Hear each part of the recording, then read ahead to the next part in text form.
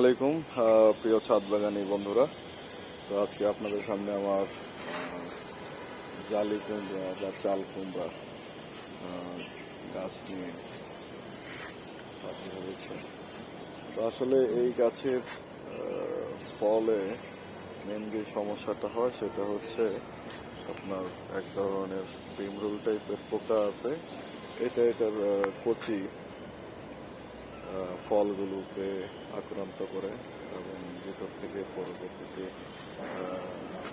ডিম পারে মূলত। তারপর এটার ভিতরে লার্ভা হয়ে এটা খেয়ে ফেলে বা নষ্ট পচে যায়। তো এই জন্য আপনারা ফেরোমন সেক্স ফাঁদ ব্যবহার করতে পারেন। তো মাশাল্লাহ আমার এখানে যে কুমড়া হওয়া শুরু করেছে দেখতেই পাচ্ছেন, এটি একটা মাচা করে দিয়েছিল। হচ্ছে যে এটা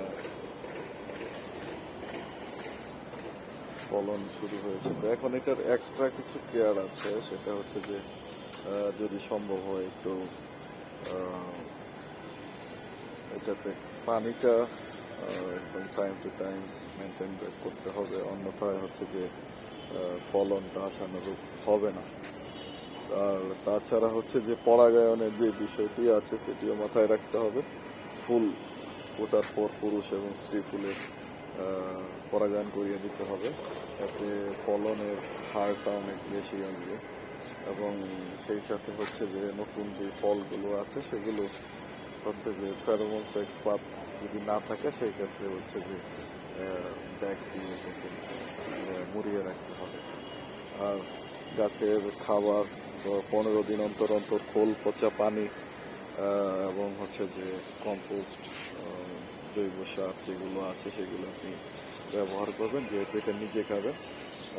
পারতপক্ষে চেষ্টা করবেন যাতে রাসায়নিক এবং কোনো ওষুধ বা সারের ব্যবহার কম করা যায়।